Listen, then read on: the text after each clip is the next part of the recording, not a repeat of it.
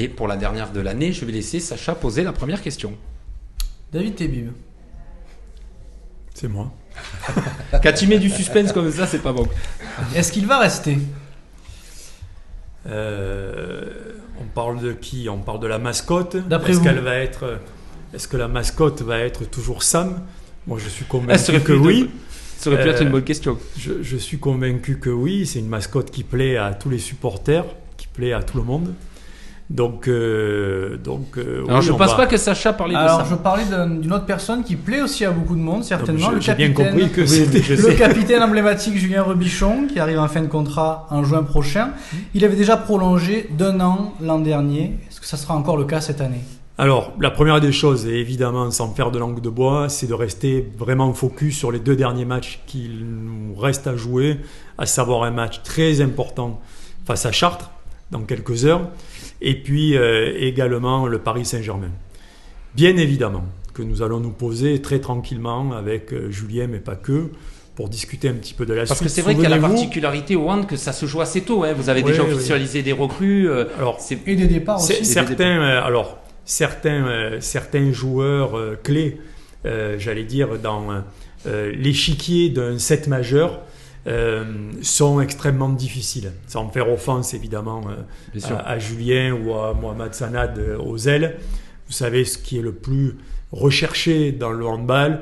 Oui. En premier, c'est le gardien. Tout le monde vous parle toujours du gardien. J'entends même des fois des spécialistes dire que le gardien, c'est 50% d'une équipe. Bon, moi, je ne pense pas du tout que c'est 50% d'une équipe. Mais c'est un élément important. C'est un élément important. Les arrières sont des joueurs extrêmement recherchés. Et on a la chance, nous, d'avoir des ailiers de très, très, très haut niveau, à la fois avec Sanad, à la fois avec Julien. Mais j'oublie pas les jeunes, parce qu'on a Guéric Vincent à l'aile gauche, qui est un joueur, certainement un des futurs très, très, très bons joueurs de première division, qui est à la maison, qui a prolongé jusqu'en 2027. Et également, on a de l'autre côté Alexander Antic, Damien Gibernon, à qui j'adresse un bonjour parce qu'il se fait opérer dans quelques heures également, et qui a une Ça veut dire blessure au ménisque. qu'il y a déjà la relève. Ça veut dire que c'est sûr qu'il y a déjà la relève. Vous savez, le sport de haut niveau, c'est quoi? C'est le passage de flambeau, tout le temps. Regardez, moi je me rappelle quand on a eu la fin des historiques avec Guillaume Sorina, Jean-Philippe Aon, avec Cassianos, avec Idrissi. C'était les mêmes débats que vous êtes en train aujourd'hui de Donc, nous ce que expliquer. vous êtes en train de dire, parce qu'il y a aussi Benjamin Gallego dans le lot, on est sur la fin d'un cycle.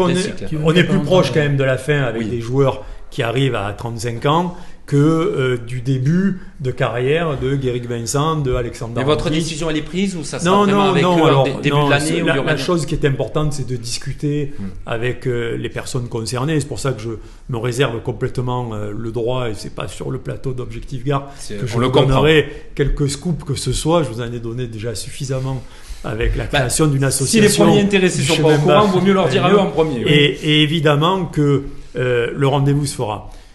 Là, pour répondre encore une fois et pour amener un petit peu d'eau à votre moulin, on n'est pas sur un débat de fin de carrière, on est sur un débat plus vaste que cela avec Julien. Sur des C'est reconversions. de discuter sur la suite de l'aventure, sur la suite du projet. Moi, aujourd'hui, ce sont des historiques. J'ai envie, évidemment, et je parle de lui, je parle de Benjamin, voilà, on a envie d'écrire encore des choses ensemble. Vous voulez les Je garder pense au que club, même eux, si c'est pas bien sur le évidemment, je pense que eux aussi ont envie de continuer. Après, je ne peux pas faire de lecture de pensée pour eux. On va se poser tranquillement, on va discuter de la suite, puis on verra ça. Après, le sens de l'histoire, je le répète, c'est à un moment donné, et je ne le connais pas, parce qu'aujourd'hui, il n'y a aucune décision qui est arrêtée, mais en tout cas, il est évident qu'il y a le sens de l'histoire que de dire il y a transmission de flambeau. Après, on est en train de parler de moi. Julien Robichon peut très bien me dire, moi, David, j'ai envie d'enchaîner parce que je veux rentrer dans la vie professionnelle, parce que c'est ma dernière, parce que pour des raisons et des motivations tout à fait personnelles. C'est tout à fait possible, ça En aussi. tout cas, vous allez, il y aura des En échanges, tout cas, il y aura des discussions en début on d'année. verra ça tranquillement. Mais voilà, je vous ai Pour répondu. finir sur le lot un peu des mouvements et puis évidemment après aborder la saison actuelle et il y aura les questions de Joris et Alain. Quentin Dupuis, là pour le coup, le fait qu'il rejoigne Dunkerque a été officialisé. Pourquoi le souhait de ne pas vouloir le prolonger à Nîmes? Parce que Quentin a été certainement, alors pour vous donner un petit peu la ligne temporelle que j'ai vécue avec Quentin, et puis associé à Jérôme Chauvet, et puis à l'époque avec Romuald Notari, qui était en charge du centre de formation. Je connais et je bosse avec Quentin lorsqu'il est devenu professionnel depuis maintenant plus de 16 ans, 17 ans. Et oui, ça fait 20 ans qu'il est incroyable. Et oui. Donc aujourd'hui, je crois que pour son épanouissement personnel, je crois que pour sortir de sa zone de confort, bien de pour voir sa autre motivation, c'était aussi de sa part, je pense, une réflexion qu'il avait. Je pense que réellement il l'avait. Je pense que nous, au club, on a assumé très tôt le fait de lui dire en début de saison, de manière extrêmement honnête et transparente, à lui et également avec Quentin Minel, on les a rencontrés très tôt dans la saison pour leur dire qu'il fallait que nos chemins se séparent, qu'il fallait rester extrêmement professionnels et rester propres et dignes les uns avec les autres. Vous savez, à partir du moment où on est transparent, à partir du moment où on est honnête, ce sont des joueurs professionnels, ils sont respectés. Et puis la preuve en est, c'est qu'il a rebondi formidablement bien chez son ancien mentor qui est Franck Maurice, ou un de ses anciens mentors, Franck Maurice, oui, et il va le rejoindre à Dunkerque, et c'est une belle aventure qui va redémarrer avec lui. Il va retrouver O'Brien. Je crois que c'est quelque chose de formidable. C'est un contrat de 3 ans qu'il attend là-bas. Sacha, une question sur la saison actuelle, voilà, et notamment les blessés dont on parle beaucoup actuellement. Oui, effectivement, on a souvent mis en avant les blessés pour expliquer cette mauvaise série de résultats et les 6 défaites en 7 journées. Vous restez cependant sur 2 belles victoires contre Toulouse et Limoges, avec 7 joueurs absents. Comment est-ce qu'il faudrait l'interpréter ? Parce qu'en fait, le sport de très haut niveau est le sport où on marque beaucoup de points ou beaucoup de buts. Vous remarquerez que dans le rugby, vous remarquerez que dans le basket, dans le volley, c'est en général la meilleure équipe très souvent qui gagne. Dans le foot, il y a une part aléatoire. Il peut y avoir des choses assez incroyables. Le petit poussé, comme c'est décrit souvent dans les coupes, oui, et qui font un parcours remarquable parce que les planètes s'alignent et que ça avance. Dans le sport où il y a beaucoup de buts ou beaucoup de points, oui, ça n'arrive jamais. Vous n'avez jamais une équipe de 2e division qui est en finale de la Coupe de France. Là, aujourd'hui, les 8 équipes qui jouent les quarts de finale de la Coupe de France, c'est 8 équipes de première division. Les derniers clubs de D2 ont été éliminés hier soir. Célestat face à Saint-Raphaël, Tremblay face à Saint-Raphaël, et Dunkerque qui a éliminé Célestat. Donc, aujourd'hui, et je pense que c'est pareil dans le rugby, c'est pareil dans le volley, oui, le basket, il n'y a pas d'exploit d'équipe inférieure. Ce n'est pas possible. Sur la durée d'un match, l'équipe qui est la plus performante, la plus fournie au niveau du banc. Qu'est-ce qui nous est arrivé, nous ? Oui, parce qu'en fait, la question de Sacha, c'était sur le fait que voilà, il y a des Qu'est-ce qui nous blessés, est arrivé, mais ça nous ? Il nous est arrivé que malheureusement, on a eu une série de blessés incroyable. Imaginez que sur 16 joueurs, on a eu 7 joueurs blessés, c'est-à-dire on a eu 9 joueurs et un gardien, ce qui fait 6 joueurs sur le terrain, 3 rotations plus nos jeunes. Je peux vous dire qu'à part Paris Saint-Germain, Montpellier, Nantes, qui a l'effectif pour pouvoir aligner 2 sets majeurs de très haut niveau, voire plus que 16 joueurs, aucune autre équipe, regardez Chambéry a fait un début de saison le même que le nôtre, extrêmement difficile parce qu'ils ont eu beaucoup de blessés, notamment leurs joueurs cadres majeurs, arrière droit, demi-centre. Et qui vit des périodes compliquées. Voilà, on ne peut pas à un moment donné assumer le fait qu'il y ait tant de blessures et continuer à être performant. Là où par contre on fait un exploit, et vraiment je tiens à dire bravo à ce groupe, aux joueurs et au staff, c'est de gagner face à Toulouse en étant autant diminué, c'est de gagner 2 jours après en Coupe de France contre Limoges qui nous avait gagné 10 jours avant chez eux avec les 7 joueurs en moins, et on gagne 26-24. Je rappelle qu'aujourd'hui on est la 2e meilleure défense du championnat. C'est quand même assez incroyable. En ayant 3 éléments majeurs défensifs. Jean-Jacques Aquevillo blessé, poste 3. Kamchop-Baril Hugo Kamchop-Baril qui est blessé, poste 3. C'est-à-dire que nos titulaires quasiment de poste 3 sont absents. Franchement, la performance, elle est vraiment de très haut niveau. Avant de poser des questions un petit peu sur l'ambition et la suite pour l'USAM, à long terme, la question d'Alain et de Joris, non, ou une remarque sur l'USAM. Moi, une remarque. Vous aimez bien aller au Parnasse, vous ? Oui, j'aime bien. Mais bon, je connais David depuis longtemps. Mais moi, ce que j'aime, c'est le discours. Le discours me plaît parce qu'il parle de formation, parce qu'il parle de transmission de flambeaux, parce qu'il parle de reconversion, d'aider éventuellement des joueurs qui voudraient rester au club ou pas. il laisse le libre choix. Et je trouve que voilà, ça c'est un club, Ah, c'est une famille, président c'est présent. une âme. Voilà, ça j'aime ce discours-là, ce que je reconnais plus dans le football, je l'ai découvert par l'intermédiaire de David qui m'a invité. J'ai eu la chance d'aller au rugby, voir mon premier match de l'année, et j'ai trouvé qu'il y avait un peu de copier-coller avec l'USAM sur le club VIP et un peu tout ce des qui modèles gravite, voilà, des modèles où ils fidélisent les gens, je trouve que c'est beau. Mais le discours me plaît tellement. Joris, est-ce qu'il y a une remarque, une question J'ai pour plutôt une David? question, mais du coup, en tant que président, on n'est pas forcément sur le terrain. Et comment on fait passer cette frustration quand on perd ou quelles sont les méthodes en fait? On regarde des films en pleine nuit. Parce qu'on peut pas revenir le week-end prochain et sortir une super performance. On est souvent limité. On pense à quand jouer. Alors moi je suis ancien joueur, C'est pour ça. ancien espoir à l'USAM, l'époque de Pablo. Bon, je crois que les sportifs de haut niveau aujourd'hui, dont tu fais partie, ont une capacité que nous on avait un petit peu moins à l'époque des Chauvet, à l'époque des anciens, c'est la capacité de switcher. Je crois que mentalement, vraiment le sportif de haut niveau, et Alain, nous c'était plus difficile de switcher, tu l'as dit toi-même, lorsque tu revenais d'une prépa, lorsque tu étais en méforme, c'était très difficile. Là aujourd'hui, vous, nouveaux sportifs entre guillemets des années 2000, vous êtes habitués à switcher très rapidement d'une rencontre à une autre rencontre. Alors moi j'ai beaucoup progressé là-dessus. Pour vous dire, j'avais beaucoup de mal à aller au VIP d'après-match lorsque l'équipe perdait. Et à une époque, elle perdait plus qu'elle ne gagnait. Puisqu'on gagnait à l'époque, quand on est remonté de deuxième division, on gagnait 9 matchs par saison. Là où aujourd'hui, on en gagne entre 16 et 20. Donc je peux vous dire que c'était très très compliqué. Donc, Bon, vous n'arrivez toujours pas à voir les matchs assis, hein? Vous êtes obligé de les non, voir ça debout c'est dans impossible. votre coin. C'est impossible de rester assis. Je ne sais pas comment j'y arrive pas. Et donc voilà, donc j'ai beaucoup appris, j'ai pris sur moi, et puis beaucoup de chance et beaucoup de travail, on gagne beaucoup plus quand même. Ah oui. Donc à l'arrivée c'est quand même plus facile, mais voilà, après on a la chance d'avoir un bon vestiaire, on a la chance d'avoir deux formidables personnalités, Yann et Jérôme, qui donnent tout pour le club, parce que les pauvres, ils ont été pris au pied levé dans leur mission, c'était pas du tout prévu. Donc elle est difficile cette saison, et en même temps elle est ô combien passionnante d'un point de vue humain, parce que les gars sont solidaires, parce qu'il y a des fins de carrière ou pas, parce qu'il y a des fins de contrat, parce qu'il y a des départs, parce que c'est, quoi qu'il en soit, la fin d'une histoire de ce groupe. Ça, c'est une certitude. Par rapport à Yann, hier il y avait une conférence de presse, vous l'avez dit, qui n'était pas forcément destiné à être entraîneur cette année. Est-ce qu'il y a une volonté aussi, peut-être de le confirmer à long terme? Est-ce que ça fera partie des réflexions aussi sur le... Ça fait partie évidemment des discussions que l'on va avoir très rapidement avec lui aussi. Je crois que Yann, il est sur un positionnement il a au-delà été de très sa longtemps personne. adjoint. Voilà. Il nous l'avait dit sur ce plateau. Il est vraiment au service du club, et je crois que c'est quelqu'un qui aime profondément son club.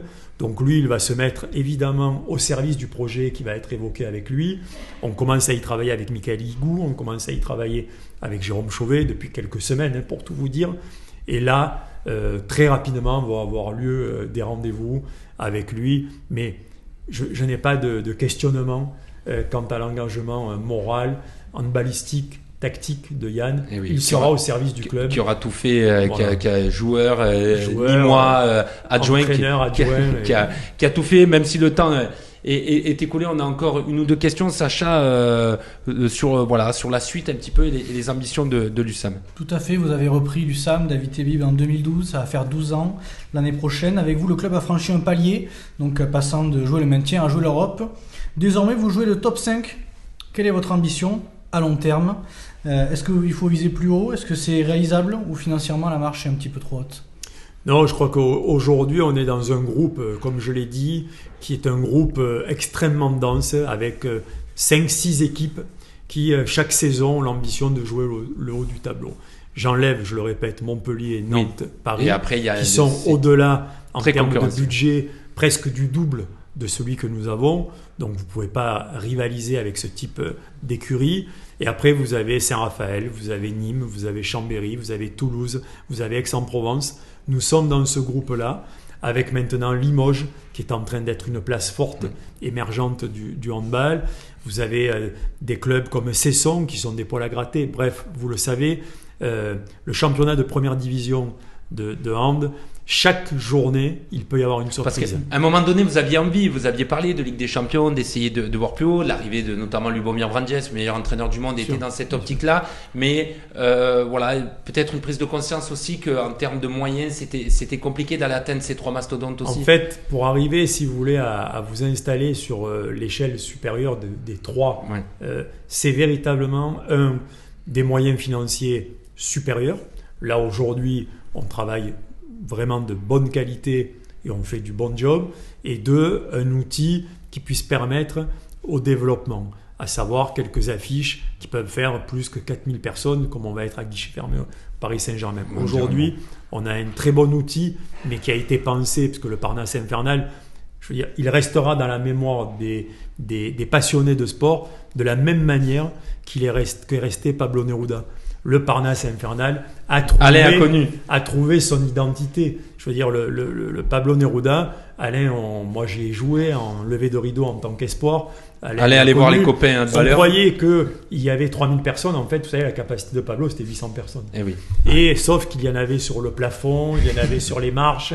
Oui, un peu à l'image de Jambouin pour le foot. Ils étaient en haut, même derrière les barres en haut, collés aux vitres, parce qu'ils n'avaient pas pu rentrer dedans. Bref, de 800, on passait avec de la TVA à peut-être 1500 personnes, 1200 personnes. Ça faisait un bruit pas possible parce que ça résonnait. Aujourd'hui, le Parnasse Infernal, c'est quand même un lieu extrêmement fort, c'est un lieu mythique.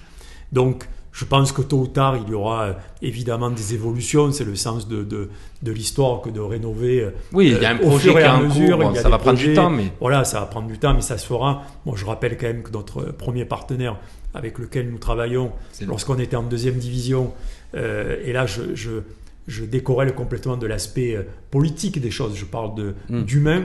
Lorsque j'étais dans le bureau avec Jean-Paul Fournier en 2e division, et que je lui ai dit on va remonter et puis on va redevenir une place forte du handball, je crois qu'il est très content de venir, de prendre du plaisir, d'avoir vécu la qualification en quart de finale de la Coupe de France. Voilà, ce sont de belles émotions, le Parnasse Infernal, mais il faut raison garder. Jouer le top 5, c'est quelque chose d'exceptionnel chaque saison, que d'être dans les 5 meilleures équipes de première division, c'est juste exceptionnel qu'on ait ça à Nîmes. Et en tout cas, on sent bien l'envie de continuer à s'investir en long terme. Une dernière question, parce que vous avez différentes casquettes, et notamment celle importante de président de la Ligue nationale de handball jusqu'en janvier 2025. C'est ça à peu près Non, ça va finir un petit peu avant. Ça va finir un peu avant. Je pense fin d'année 2024. Quel projet un peu vous menez On avait entendu parler notamment d'une refonte un petit peu des championnats. Où est-ce qu'on en est? Oui, alors là, on réfléchit évidemment. La première des choses, je pense qu'il faut améliorer le quotidien des matchs, à savoir on va avoir l'introduction des buzzers systématiques et plus le fameux papier posé sur la table de marque. Oui. Voilà, il va y avoir les buzzers qui vont être généralisés. On va travailler sur l'arbitrage vidéo parce qu'on a vraiment envie là aussi que sur le Money Time, on ait peut-être un arbitrage vidéo. On va travailler sur améliorer l'expérience supporter, l'expérience fan. C'est des vraies révolutions. De vraies évolutions. Et puis après va venir la réflexion, notamment pour nos amis de Pro League, de la 2e division, le format. On sait qu'il y a des difficultés financières. Est-ce que le format va pas un petit peu diminuer, peut-être passer de 16 clubs à 14 ? On verra. Mais en tout cas, ça viendra dans un second temps. Voilà, mais il y a beaucoup de travail. Vous plaît aussi Je prends beaucoup de plaisir. J'ai une formidable équipe, un directeur général qui était au match face à Toulouse, Étienne Capon, qui est un très très bon directeur général de ligue. Donc voilà, on travaille. Et puis permettez-moi aussi de vous rappeler le 20 décembre. Nous allons jouer Paris Saint-Germain. On allait dire un mot de Chartres avant, mais on va parler du PSG parce que ça sera. On va revenir à Chartres parce que ça va être compliqué, Chartres. Mais voilà, le 20 décembre, on reçoit Paris Saint-Germain. Je crois que c'est incroyable de pouvoir vivre de telles affiches de très haut niveau. Recevoir le Paris Saint-Germain handball avec sa constellation de stars. Et puis, petit clin d'œil. Oui, parce qu'il y aura un hommage particulier. Voilà, parce que hommage particulier, c'est sauf si le tirage au sort de la Coupe de France nous fait retomber face à Paris et qu'on rejoue à la maison. Mais c'est vraisemblablement la dernière fois que l'on pourra croiser sur un terrain de handball à Nîmes, au Parnasse Infernal, la route de Nicolas Karabatic qui va arrêter sa carrière. Parce que tout à l'heure, on parlait de Wembanyama, on parlait évidemment de Dupont et on parlait de certainement Mbappé. Moi, je pense à Salaire aussi de Karabatic. Oui. Là aussi, pour ces JO, parce que je pense qu'il a derrière à la tête, vu le niveau de performance qu'il affiche, vu les entraînements qu'il se colle, Bien sûr. je ne peux pas croire un instant que c'est pas pour terminer en apothéose. Comme l'a fait un à certain Paris. Michael Guigou. Voilà, comme l'a fait un certain Michael Hugo avec une En tout médaille. cas, oui, médaille en d'or. or. Bon, il y aura un hommage un petit peu spécial. Un hommage pour spécial Nicolas. et puis une grosse animation. Bravo aux équipes, bravo à tous les salariés, à tous les bénévoles, à tout le monde, parce qu'il va y avoir un véritable village exceptionnel avec du gospel, avec Toboggan de Johannes. 7 mètres, ça va plaire à Toboggan Alain, de ça. 7 mètres, Johannes Et qui fera voilà, des champion du monde de burger plutôt. champion du monde de burgers, des dégustations de fruits de mer, il y aura des food trucks, il y aura de la musique, il y aura des concerts. Bref, ça va être la folie. Gym dance avec toujours Alix et ses formidables danseuses. Le Père Noël fait une halte Sympa, c'est des choses. vers là-bas. Ça va être quelque impressionnant. chose Ça va d'assez être fou. animé. Et Ça donne à envie. partir de 18h, on ouvre les portes. Voilà. Et ben voilà pour ce match. Ça sera USAM PSG. On sera bien évidemment Chartres avant présent ça. Mais- mercredi, mais voilà, c'est ce que j'allais dire. Il y a Chartres vendredi. Bon, on espère que ça le fera pour Nîmes, une 3e victoire d'affilée, toute compétition confondue. Ça C'est serait le les match qui me deuxièmes fait le champions. plus peur de la semaine, presque. Et oui, Parce que c'est celui où les joueurs sont le plus fatigués. et oui. Ils ont le plus Peut-être un donné. relâchement inconscient. Avec physiquement, ils ont joué chaque 2 jours. Et oui. Là, ils ont le déplacement en plus de 4h30 dans les jambes. Attention le piège. Ouais, c'est un piège. Chartres, en plus, maintenant, on a un certain Thierry Anti, qui est le conseiller spécial de Chartres. Je pense que Thierry va se régaler de nous tendre un formidable guet-apens. Et ça va être un match bien difficile. Et ben on va suivre ça. En tout cas, ça sera donc demain vendredi à 20h ce 19h. match. 19h, Match pardon. avancé. Voilà, ça sera 20h, c'est le PSG, trop d'horreur dans ces matchs, donc à 19h, Chartres-Nîmes à suivre évidemment en direct commenté sur Objectif Gare, et puis il y aura aussi en même temps ce Nîmes Gol FC en direct audio en foot en national au stade des Antonins. Merci en tout cas d'avoir été avec C'était un nous, plaisir. merci vraiment Président d'avoir été avec nous. Joris, ça c'est...